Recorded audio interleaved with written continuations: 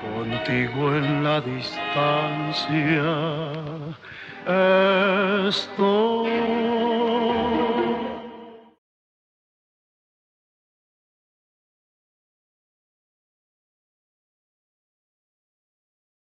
Buenas tardes, soy la restauradora Aide Orea. Trabajo en el Centro INA Chiapas y estoy a cargo de la sección de conservación.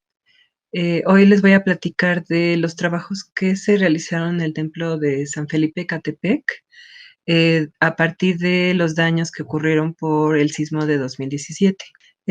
Para ubicarnos en el espacio, aquí está la ciudad de San Cristóbal y donde está la flecha azul, verdoso, para que ustedes puedan ver dónde está la comunidad de San Felipe Catepec.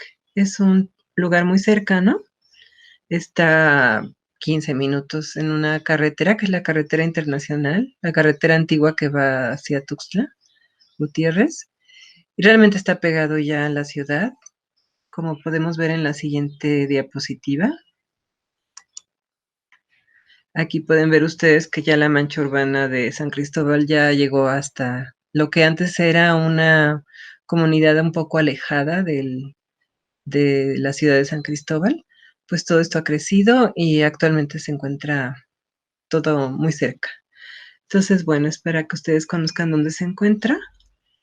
Y aquí se encuentra el templo. Este es un poco el aspecto del templo cuando recién ocurrieron los daños. Aquí en esta foto no se puede ver así un daño muy relevante. Sin embargo, les voy a presentar en otra diapositiva qué fue lo que ocurrió. Este es el interior del templo antes de los daños. Aquí podemos ver cómo estaba adornado el templo. Y pues es un lugar muy bello porque se encuentran los retablos de diferentes épocas en muy buen estado de conservación. Tiene su piso original todavía de madera. Abajo, como era lo que se acostumbraba en la época colonial, hay tumbas. Y está al fondo el retablo principal que está dedicado a San Felipe. En la zona del campanario fue donde se dio el mayor daño del sismo. ¿Por qué? Porque es la zona más alta y el edificio tiende a moverse y en la zona más alta es donde hay le llaman latigueo digamos, de las ondas del sismo, de las vibraciones. Y aquí podemos ver cómo las campanas además tienen mucho peso y esta construcción que sostiene a las campanas fue la que mayores daños tuvo.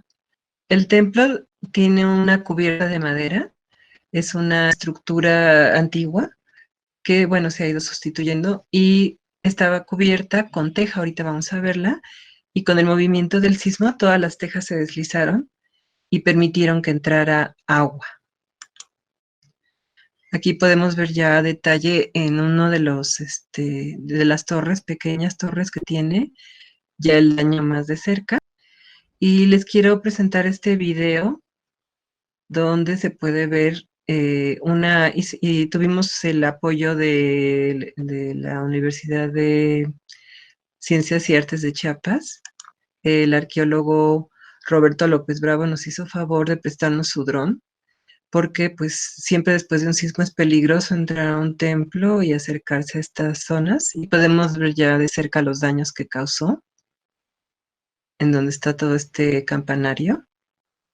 Y bueno, la comunidad se movió muy rápido y donde ustedes pueden ver todas estas lonas, ellos las colocaron, fue la gente de San Felipe en Catepec, que está muy comprometida con su templo. Aquí pueden ver lo fuerte que alteró la torrecilla lateral y mochó prácticamente todo este campanario y se movieron las tejas y empezó a entrar agua al edificio.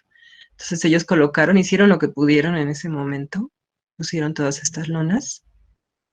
Y bueno, a pesar de que en esta plática yo no les voy a hablar tanto de los trabajos en el edificio, porque estos corresponden a los arquitectos que están en la sección de monumentos y al contratista que se encargó de ello. Aquí pues pueden ver un poco porque los daños en los retablos son consecuencia de los daños en la cubierta del edificio. Entonces, pues que vean un poquito, aquí pueden ver por la parte trasera cómo dañó toda la zona donde están las campanas.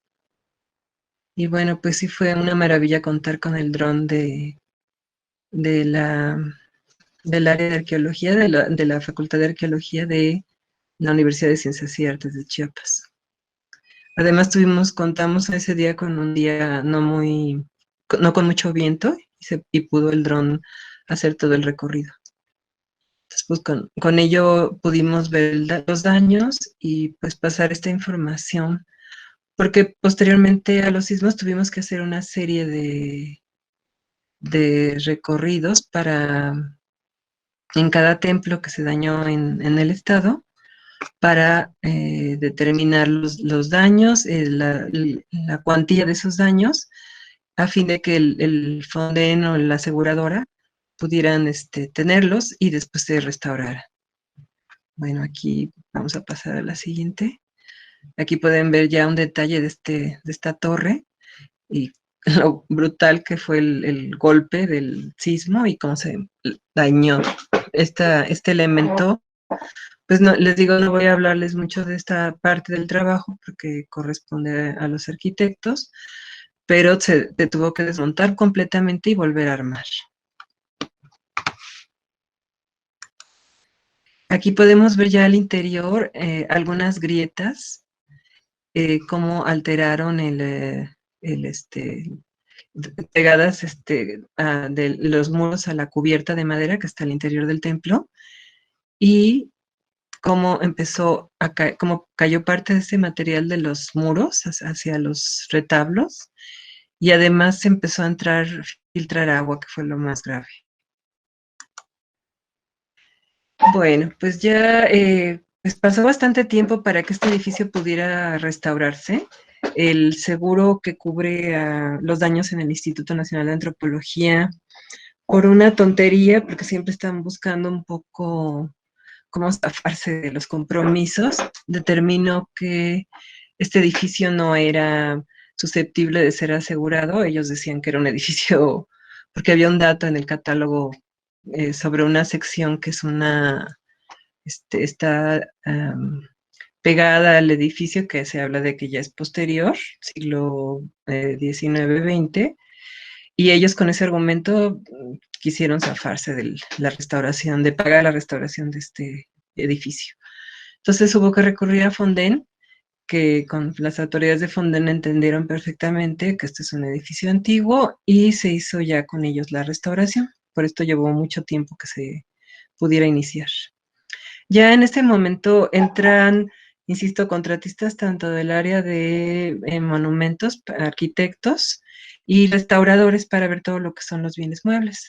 Los restauradores somos una especialidad muy joven, tenemos muy poco tiempo, desde los años 60, 70, digamos que ya estamos establecidos como una formación profesional. Y bueno, ya ahorita ya hay varias escuelas de restauración en México. Y se han formado también nuevos grupos de trabajo, en este caso contratistas de bienes muebles. Aquí el trabajo estuvo a cargo del restaurador Iván Murillo, y él y su equipo hicieron todo este trabajo de conservación y nosotros como instituto hacemos toda la supervisión. Bueno, aquí un esquema de la iconografía que se encuentra en el retablo, porque básicamente lo que trabajó el grupo de restauradores fueron los retablos. Entonces, bueno, del retablo principal al centro está el nicho de San Felipe Apóstol.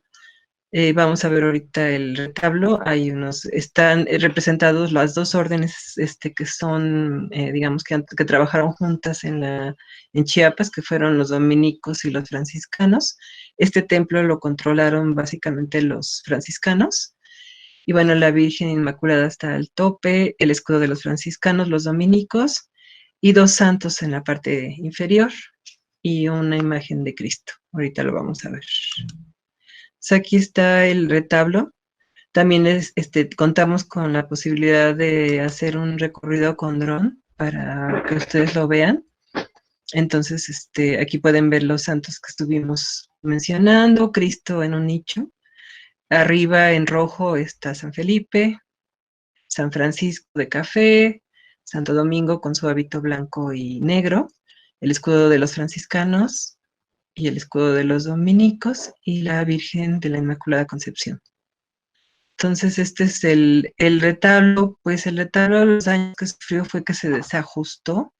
Esto no es tan perceptible con una foto, y ni el dron tampoco lo pudo definir tan claramente, sino que hasta que se montó el andamio y se subieron los restauradores, se pudo ver cómo estaba, se habían movido, porque los retablos son una especie de estructura, como de cajas de madera que se van armando una sobre otra. Entonces, aquí, gracias a digamos, el daño no pudo ser observado hasta que se montó el andamio a detalle. Pero entonces lo primero que se hizo fue taparlos con plástico. Y como pueden ver, estas acciones las hicimos el equipo de restauradoras que trabajamos en la sección, junto con la gente de la comunidad de San Felipe, que son gente súper comprometida con su templo, con los que hemos trabajado desde hace tiempo ya. Y aquí pueden ver, pusimos una escalera que es de ellos y pusimos este plástico, porque el problema, en la parte de atrás se pueden ver cómo empieza a haber escurrimientos y de agua que se ven oscuros, porque el templo es de adobe y entonces el agua entra, arrastra parte del material y moja, digamos, las paredes, y lo peor era que pudiera mojar algunos de los retablos, porque entonces sí los daña fuertemente. Aquí vemos cómo fuimos tapando los retablos poco a poco. Esto fue en todo Santo Domingo, en Santo Domingo, en San Cristóbal, perdón. En todo San Cristóbal tuvimos que tapar prácticamente todos los retablos de esta forma. Posteriormente, ya digamos, después de esas labores de emergencia, donde también se movieron las esculturas del templo, se guardaron en la sacristía, se quitaron la mayoría de los cuadros, y pues ya cuando por fin se pudo contar con el recurso de Fonden, lo que se hizo fue ya hacer estas estructuras de madera para protegerlos, porque se iba a trabajar la cubierta y la idea es que no fuera a caer alguna tabla o se fuera a mover algo que los dañara o se fuera a filtrar algo de humedad. Entonces se generaron estas estructuras y se cubrieron, como pueden ver, con una protección que le llamamos de segundo nivel, un poco más resistente. Aquí pueden ver uno de los daños que generó el sismo, este hueco entre la cubierta y el muro. Y se taparon los retablos, tanto para protegerlos de los trabajos que se iban a hacer posteriormente en la cubierta, como para fumigarlos. Entonces se logró hacer la fumigación de los retablos, que era un trabajo que no estaba considerado en principio, pero que fue, digamos, es un trabajo que se dio el restaurador, que le regaló a la comunidad. El centro INAH puso los materiales y dado que estaban emplasticados, pues se pudo hacer este trabajo de fumigación sin que a la comunidad le costara ningún recurso.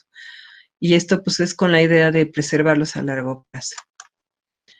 Aquí ya podemos ver el retablo principal con la estructura, con el andamio que se colocó. Y gracias a este retablo ya pudimos ver los desajustes que tenía. Estos son ensambles que tienen que recolocarse, reajustarse. Básicamente es como, insisto, es como una caja donde se van, como muchas veces la gente si pudiéramos explicar muy sencillamente un retablo, que no es así, pero bueno, es bastante más complejo, pero un retablo es como una especie de este juego que usan los niños. Y aquí otra vez se me olvidó el nombre de este juego, donde van insertando piezas unas sobre otras para hacer torres. Entonces, de alguna forma, un retablo funciona igual. Le llamamos cuerpos. A ustedes pueden ver que están divididos de manera horizontal, en este caso en tres. Y estas tres, digamos, cajas van entrando una sobre la otra, ¿no? Además de que un montón de decoraciones que se van incluyendo y colocando. Y esos son le llamamos las juntas constructivas, digamos los ensambles más bien, que se movieron con el sismo y que se volvieron a reajustar. Entonces, bueno, otra vista del andamio que colocaron los restauradores, el grupo de restauración para trabajar. La mayoría de los restauradores que trabajaron aquí estudiaron en la Escuela de Occidente, se llama ECRO, que es una escuela que tiene un excelente nivel académico también. Después de la Escuela de Restauración, es la segunda escuela que se fundó. Y pues ya también tienen una tradición de trabajo muy comprometido y muy profesional. Aquí, digamos, ya estamos revisando el retablo, las fallas, las roturas que se pudieron haber provocado por el sismo. El restaurador que se encuentra en la imagen es Armando Ibarra, que fue el residente de campo. Y con él hicimos este trabajo de ir verificando parte por parte qué era lo que se iba a realizar.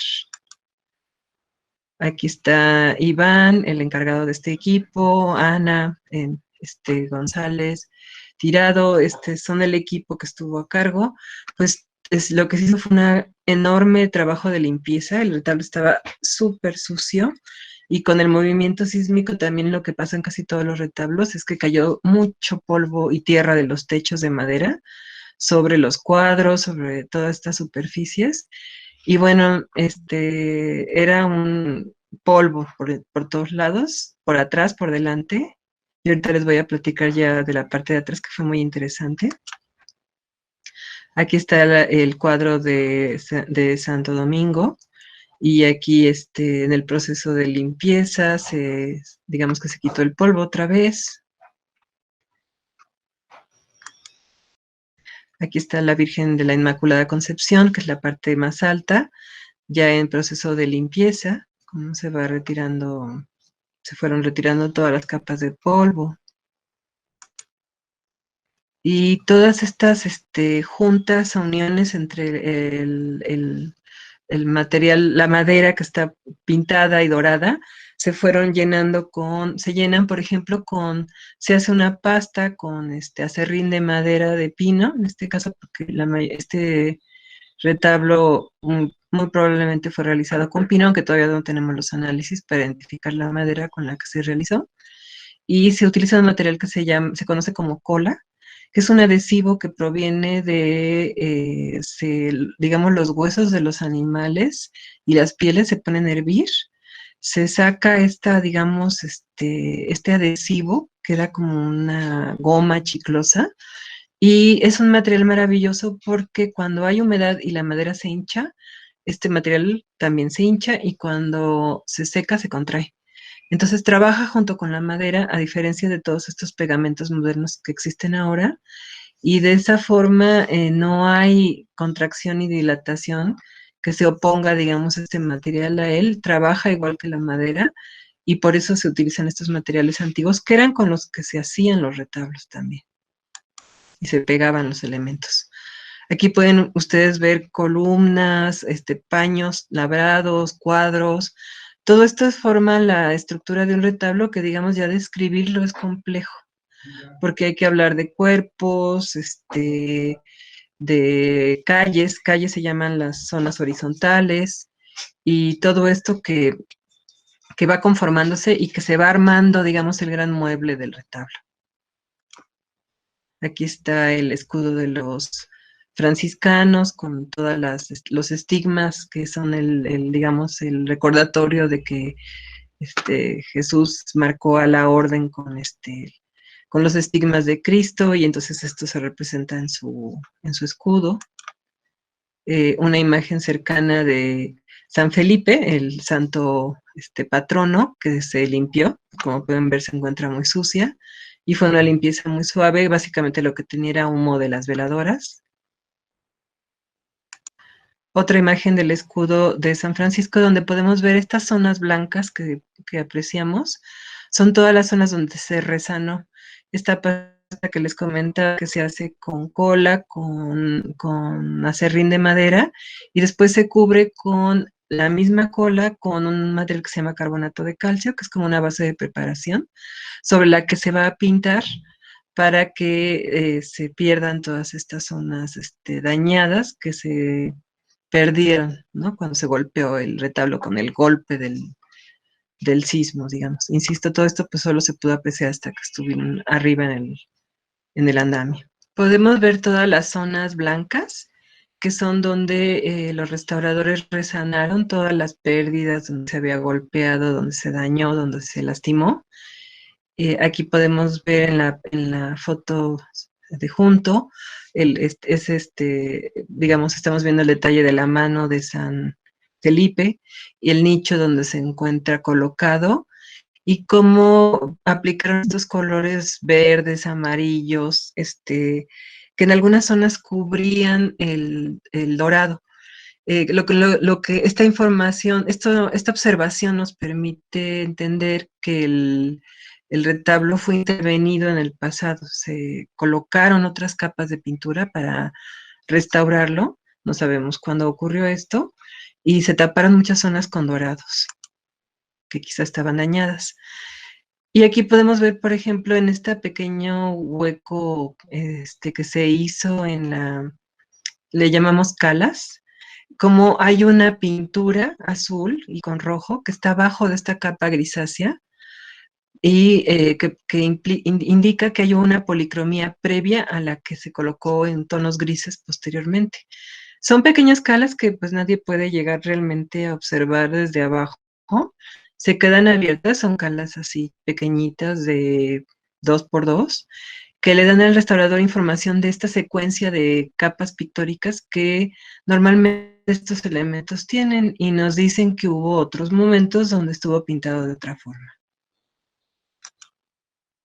Aquí abajo, esta es la parte inferior del retablo, le llamamos el cuerpo inferior, la peana, y este elemento se le llama peana, y aquí podemos ver este elemento que se había perdido del original y que fue restituido, se talló otra vez en madera, se volvió a colocar las pastas que utilizamos y se recubrió, está antes del proceso de colocar la capa pictórica o la pintura para integrarlo, y es la base donde va a ir otra vez de vuelta el santo cuando se termine la restauración. Quería mostrarles, esto es el interior de los nichos.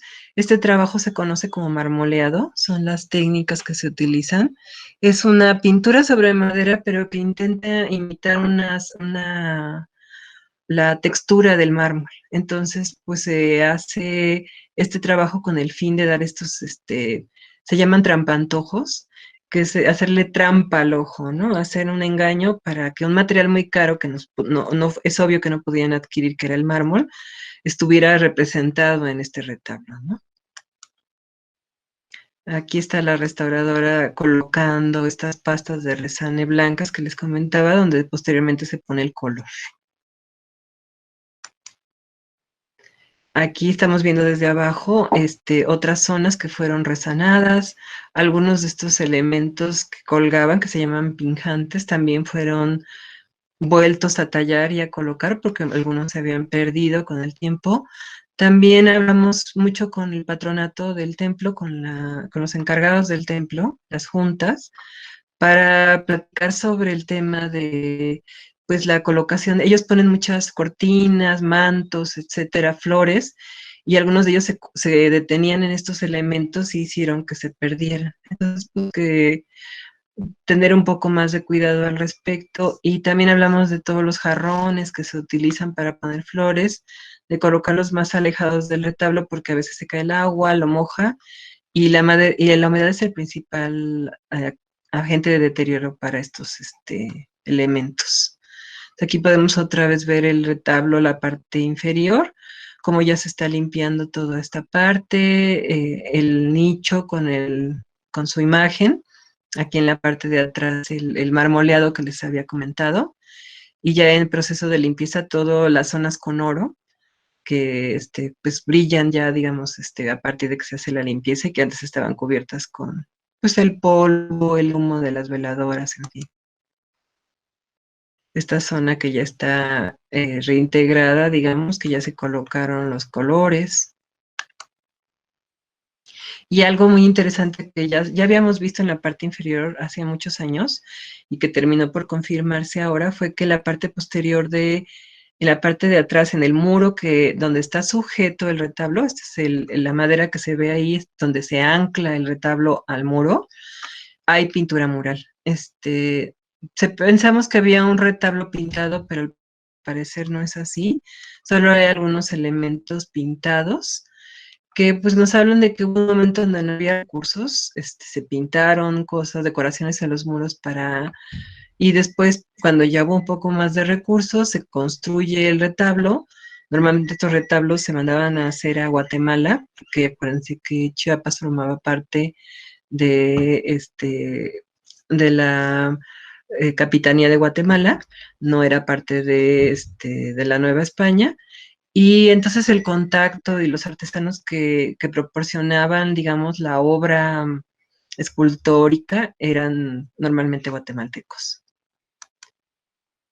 Esta otra vez una imagen de la pintura que se pintó en algún momento para decorar este muro, ya posteriormente se colocó el retablo, entraron estos elementos de madera, seguramente rompieron parte de la pintura.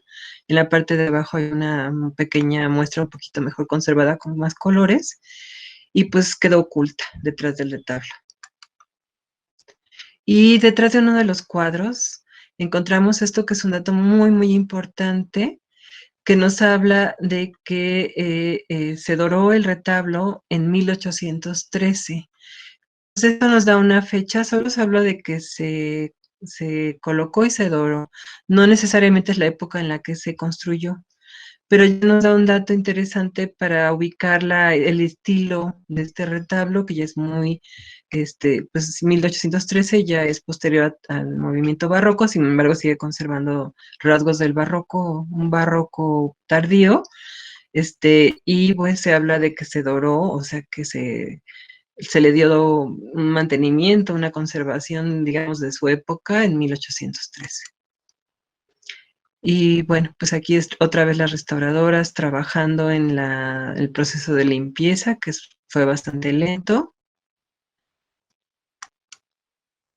Y aquí pueden ver ustedes ya el retablo cuando se terminó de restaurar, limpio, con todas las zonas que les había colocado esta pasta blanca, ya se cubren con color, las zonas con dorados se limpian, se les permite que vuelvan a estar doradas y ya digamos se acordaron, se colocaron elementos para que estas decoraciones que la comunidad siempre quiere poner para adornar su templo puedan estar sin que haya daños ya sobre la estructura del retablo, ¿no? Y el otro retablo que se trabajó fue es el retablo lateral que está junto al principal. También un retablo muy bello, de otra factura muy distinta. Creemos que, digamos, se adquirieron en momentos distintos, no son hechos ni por la misma persona, ni proceden del mismo lugar o del mismo taller. Aquí pueden ver ya una foto con el andamio, cómo se fue colocando. Este retablo más pequeño, digamos, también tenía muchísimo polvo porque arriba hay una ventana donde le cayó muchísimo polvo. Se limpió, también se quitó todo el polvo, la mugre que ya tenía acumulada de tiempo atrás. Se notó que había mucha pérdida ya de la policromía. Muchas veces lo que pasa es que se limpian los retablos con paños húmedos y la humedad arrastra esta capa que les comentaba de la cola, que es sobre la que se pinta, es susceptible a levantarse con el agua. Entonces, lo peor que se puede hacer en estos templos es limpiar los retablos con las decoraciones y lo peor es el dorado con paños húmedos. Siempre debe hacerse con sacudidores muy finos, secos, de estos modernos que hay ahora de microfibras. El cuadro, como podemos ver, es una Santísima Trinidad y es un cuadro bellísimo, aparentemente también de la escuela guatemalteca. Aquí los detalles de la decoración del nicho interior que tiene este retablo pequeñito. estos retablos de la peana, donde está, hay varias imágenes aquí, y algunas de estas decoraciones que se habían perdido se volvieron también a tallar, que no era, digamos, algo que el restaurador estuviera comprometido a hacer, porque son daños previos al sismo. Sin embargo, se acordaron con la comunidad y se tallaron y se volvieron a colocar estos elementos para que volviera a quedar lo más íntegro posible. Entonces, bueno, aquí pueden ver en el proceso de la limpieza, ya está avanzado, como el dorado salta. Aquí esta zona, hay una zona donde vamos a ver a detalle, ahorita en otra foto, donde vamos a ver el antes y el después de la limpieza, que se hace con solventes bastante tóxicos, por lo cual los restauradores deben usar mascarillas para gases tóxicos. Aquí está la zona, a la derecha está la zona sucia y a la izquierda está la zona limpia. Pueden ver que se ve gris, esto es igual cochambre, acumulado del humo de las veladoras. Básicamente es lo que más ensucia estos elementos, ¿no? Porque se colocan las velas, sale todo este humo y mancha. Y aquí está uno de los elementos que se volvieron a tallar y a labrar para ser recolocados. Se tallaron, se labraron y se pintaron y se doraron para volver a colocarse. Y digamos que nosotros como restauradores lo que se hace es todo un registro gráfico de todas estas zonas de donde, qué es nuevo y qué es antiguo, para que quede muy claro el dato de qué es lo que se está reconstruyendo, qué es una aportación moderna, digamos. Aunque estos elementos normalmente son simétricos, digamos que a veces no siempre se guarda la simetría, y entonces esto que está añadiendo uno es una aportación moderna y para nosotros debe quedar claramente diferenciada de lo antiguo.